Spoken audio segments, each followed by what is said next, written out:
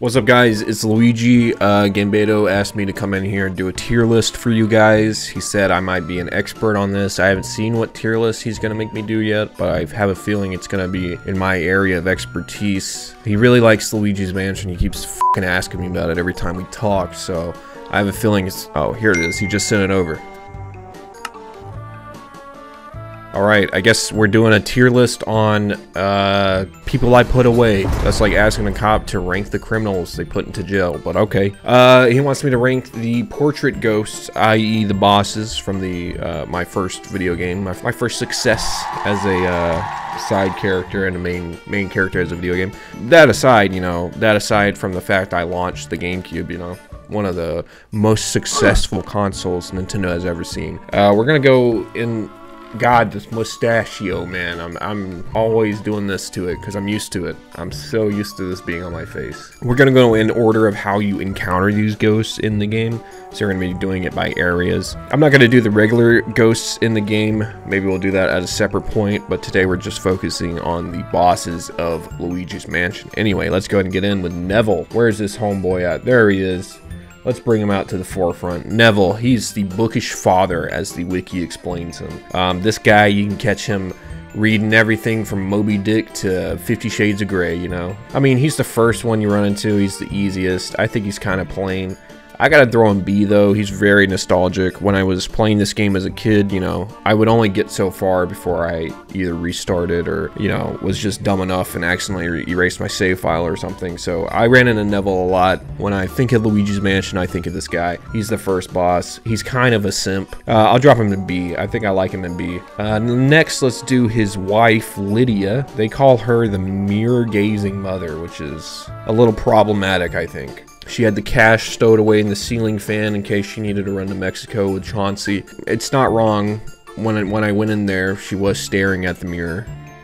And I had to open the blinds to get that little draft going in. And that's when I could suck her up with the vacuum. So yeah, she's kind of self-involved a little bit, dropping her a little bit, you know. She's always staring at herself in the mirror. She just cared too much about her hair when meanwhile her baby was crying in the next room down the hall. And that means I should put Neville down here because he's doing the same fucking shit, reading books. Fuck it. This guy doesn't even have ad block on his computer. What the hell's going on?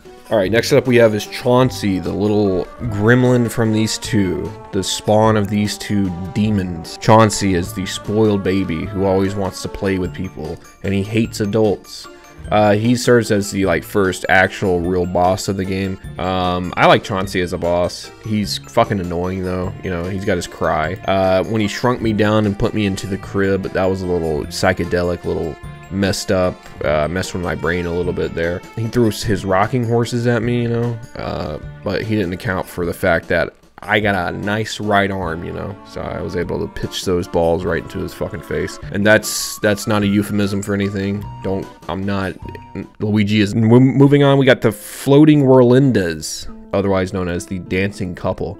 This is the first ghost I went and got in the ballroom. These two were just busy macking on each other and dancing the night away. You can't hate on that, really, right? They're a little bit annoying to catch, though. I'm not gonna lie. I might drop them down there and see with Lydia, because you gotta wait for the guy to go whoa, and then you shine their light, which, you know, that's kind of on a random timer, so you're not always sure when they're gonna hit that oh. So for that matter, I'm gonna drop him in C. A little bit annoying. Next we have is Shivers, the simp pimp butler. He is wandering around the hallways, and he's one of the creepier ghosts in the game. I think I gotta throw him an A for that, because he's one of the ones where you're not expecting him to be there. He's just kind of walking out. Like, the game sets up by this point, you know, you've done Neville, Lydia, Chauncey, all that, you know. It sets up this thing where it's like, chances are when I walk into a room, there's going to be a ghost in here. You're not expecting one to be walking, especially strutting like he is with this flame, this huge candlestick down a hallway. So I think in that way, he kind of jump scared me a little bit when I first was going through the mansion.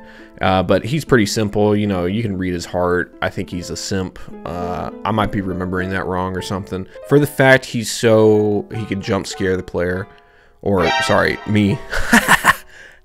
Almost forgot I was Luigi here. I think I gotta put not Neville. Shivers in A. Next we have his Melody Pianazzi. Whoa. Melody Pianissimi. Hey, it's me, Luigi. This lady, the pianist. She's a baddie, dude. I'm throwing her up an A. Oh, I think this is who he was falling for, was Melody. Now that I see them next to each other. Probably not the best of couples, but I gotta say, Melody was kind of a baddie. I'm not into that, dude. You know, I got my main girl, Daisy. I'm not trying to pull a Bill Murray and get a little sex crimed at night by a ghost, alright? I'm not into that. But if I had to be, just saying, she's kind of a baddie. She's getting an A ranking. Fuck it. Next we have is Mr. Lugs, dude. The big man himself. The glutton. If these were 7 sins, this guy would be the glutton. You didn't see shit. Alright, Mr. Lugs. This guy's cool. He's going in B, though. I don't know. He might go in S. He's a really cool boss. He's a little terrifying, though. His eating sounds and his just mass is kind of terrifying. Spits hot fire. He's kind of rude to the waitstaff, though. I gotta say, that's kind of a pet peeve of mine. Luigi specifically is, at least up front, be nice to your waitstaff. And as a big guy like him, he's dealing with a lot of waitstaff. You know what I'm saying? Let's see. I think he's got to stay in B. I might throw him up in A or S at some point, but I gotta see through the rest of these bosses first, guys. Next we have is Spooky, the hungry guard dog. This guy is pretty cute, man. He's a little pit bull looking motherfucker. I think I gotta throw him up in A. And he's kind of scary too. Give him a little scratchy scratch under the chin every once in a while, but overall he was pretty vicious towards me. I don't know if that's just because I'm Italian or what. But yeah, all you got to do is give this guy a bone, and then he's all good. It's a shame I had to suck him up, but you know, Egad was holding my family hostage after all, so I had to do his bidding. If I had to go back and not suck up one ghost, it would probably be Spooky the dog. For that matter, I'm throwing him an A. Bogmire. Does anybody else know what this is?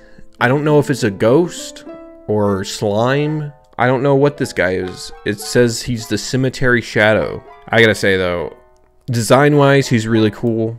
Even if I don't know what the fuck he is. He kind of looks like Mario told me a while back about these Hell Valley sky trees he thinks he sees in his nightmares. I'm telling him it's just his sleep paralysis demons, but he's convinced they're following him around on all of his adventures. So this guy kind of resembles what he described those as being. But yeah, I'm not sure what Bogmire is. I was glad to waste him, you know, get rid of him.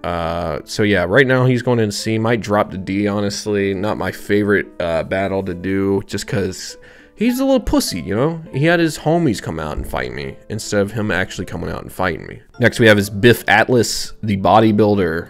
He's just in the gym working out. He's like an everyday gym bro. Taking protein powder by the fucking vein. Tapping up like you're doing damn H. Biff isn't my favorite. He looks cool. He's one of the most like defined portrait ghosts, I think. But his boss battle is a little annoying just due to the fact you can get I can get hit by the punching bag as it comes swinging back to me. Yeah, nah, I think he's a solid D, I think. Next up is Miss Petunia, the bathing beauty, which I mean, I'm just gonna say me as Luigi, not my type. I don't know if I'd call this lady the bathing beauty. I don't know who was taking a crack at somebody, but she was just bathing, dude. I want to say, first and foremost, me, Luigi, he had my family, dude, okay? I legitimately had to do anything and everything to secure my family's safety. So, Miss Petunia, I'm so sorry. You were just trying to take a bath. She looks like a damn pig. I'm not even saying that because of the weight. I'm saying that because she's got a pig nose. Zoom in. She's got a pig nose. I'm not a huge fan. She's not my type. She's going with Biff. Alright, next we have is Nana, the fucking old herself, dude. I hate this bitch. It's the way I have to knock her out first. First of all, what the hell is up with her hair? It goes up to like here, dude. If she was wearing my hat, it would be out here. You know what I'm saying? Her boss battle is fucking annoying as hell. She's an old crabby bitch, probably died way older than she should have, and is still hanging around for some god-awful reason. I think this might be Egad's like passed on wife, and he's just that was just like the last one on the hit list that he was like, you know what, just go get that bitch too. I can agree with Egad on this one. I fucking hate Nana. We got Slim Bankshot, the lonely pool shark. This guy's, I mean, this guy's a story of tragedy. I heard through the grapevine, you know, his kids died in a fiery car auto accident that he caused because he was too high on the adrenaline of the game of pool. Backstory or not, this guy, he's alright. I think he's one of the few optional ghosts in the game, yeah. Oh, this is interesting. It says optional in the GameCube, but when I went back in that weird time loop thing I went through in the 3DS version, he was actually required, which is interesting. But yeah, Slim Bankshot, you know, he lives up to his name. He's pretty slim, slimmer than me nowadays, you know what I'm saying? I let myself go a little bit. Luigi, that is. His boss battle involves pool.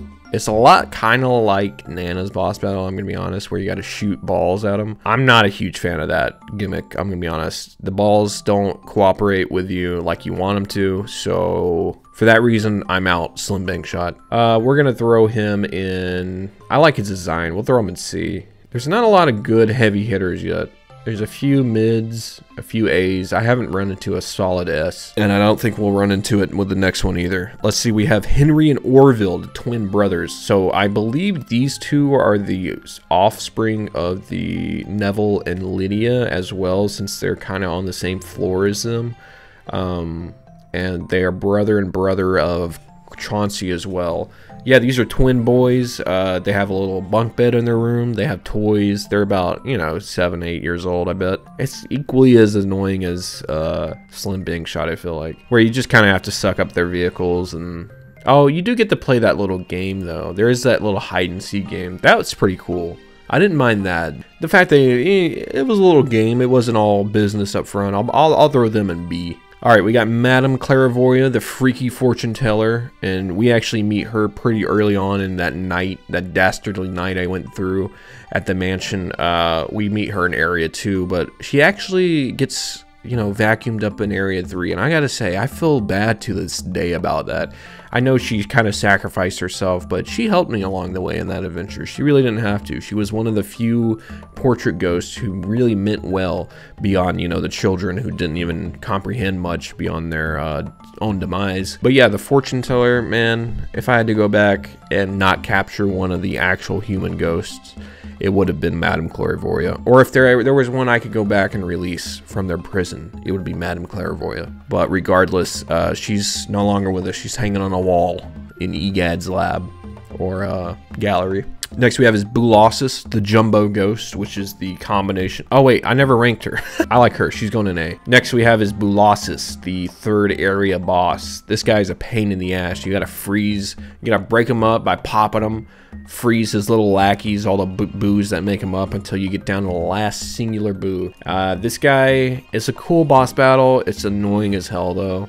I'm floating between A, B, and C. The battle itself is very annoying. They spooked me the hell out when they circled up around me. I hated that. I'm gonna throw him in C. Let's go ahead and move on to Area 4. So right after the Boolossus battle, there was a blackout, a nice convenient lightning strike that hit the mansion. I still think Egad did that all these years later, but I don't know. And we had to go find Uncle Grimley, who was in one of the original rooms, and he actually held a key to the basement so we could turn the power back on.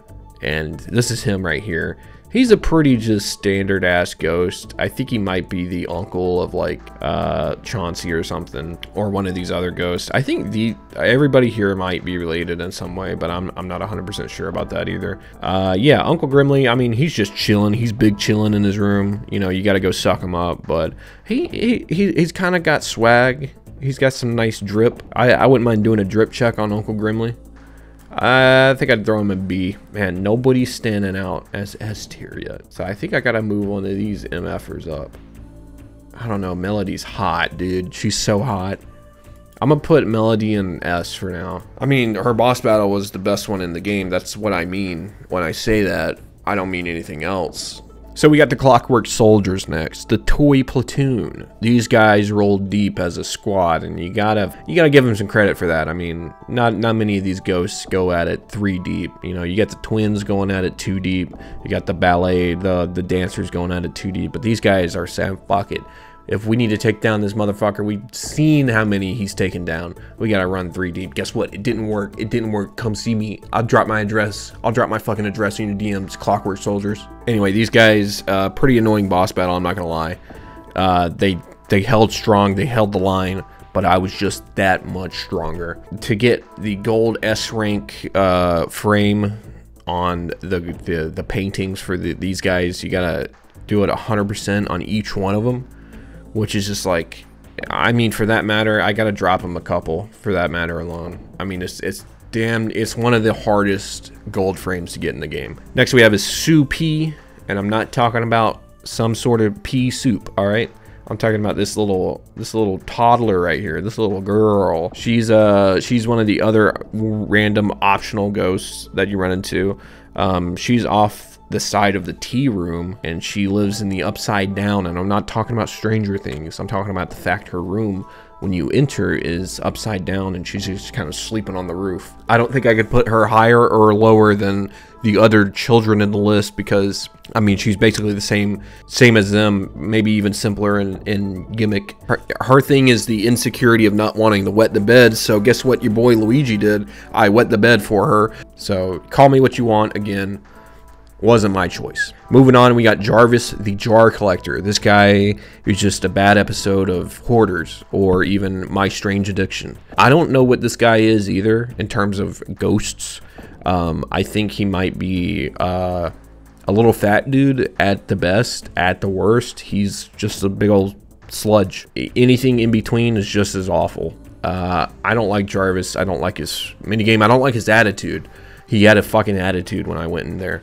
He does have a game, so in that matter, it's like I could move him up to D with Mr. Petunia and Biff, but at the other, like, he's a little fucking asshole. Next, we have a Sir Weston, the Chili Climber. Yeah, this is one of the last ghosts you fight in the game. He's kind of just like, oh, there's the ice guy. Oh, there's the Eskimo. His boss battle is pretty cool, though. Obviously, use fire to destroy him. He's got the icicles on the roof falling down on you. But overall, I'd throw him in B. You know, he's not too bad. The next to last we have is Vincent Van Gogh, the starving artist. This guy's really out here trying to make a living off his shitty ghost paintings. And can you blame him? When Luigi walks in, he's one of the few ghosts that actually talks to Luigi. So off rip, I want to throw him an A just for that. You know, you got Madame Clairvoyant talking to him. I think this lady does, but not all of them directly talk to Luigi. I think just a few of them do, and you can read all their hearts. But yeah, he's one of the few that's like carries a full-on conversation with Luigi, and he transforms his paintings into real ghosts. He's one of the one of the longest boss battles, I'd say, in the game. He's like a boss rush kind of thing, an enemy rush. Pretty creative boss battle. I like him. I'm gonna throw him an A. Lastly, we have is Bowser and King Boo, and these guys act as the final boss in the game. I've read the theories online. I think Bowser's dead. I was there on the battlefield right when that was happening. I think he's dead. That's my take. I think King Boo possessed Bowser, and since then he has been, or something else happened where Bowser created a clone of himself, but he was dead in this game. His head came off. Yeah, we got dead Bowser and King Boo. This was quite an appearance from Bowser. Nobody expected it after Mario chopped off his head after Mario 64. Nobody expected that. He really popped off on Bowser with that one, i.e. that's why his head's decapitated in this one, but luckily King Boo was able to bring Bowser back to life, and now I had to go fight him while Mario was sitting inside a painting, bing chilling. You know, fighting Bowser's always cool. The flame hell that they made me think was going on around me was cool. It felt very much like I was in hell while that was going on. Oh, sick. Shoddy equipment failed on me again. Cool. But yeah, just the whole boss battle is pretty cool. I think I could drop it in A. Alright, and that's going to be the every portrait ghost from Luigi's Mansion ranked. Melody, call me. Melanie, melatonin. What was this lady's name? Melody, you got my number, right? I left it for you on your little I stuck a little sticky note on your painting as I walked by the gallery last time. But yeah, we got Melody and as S rank, we got a couple portrait ghosts in A, and then the rest kind of speak for themselves. I had to come in here and do this real quick for Gambito Gaming. I hope you guys enjoyed it. If you want to see more Luigi ranks different things from the Mario universe, let me know in the comments down below. And hey, I'll see you guys maybe in the next one. And if not, Gambito Gaming says, make sure to leave a like, subscribe, and have a good day. Thanks for watching.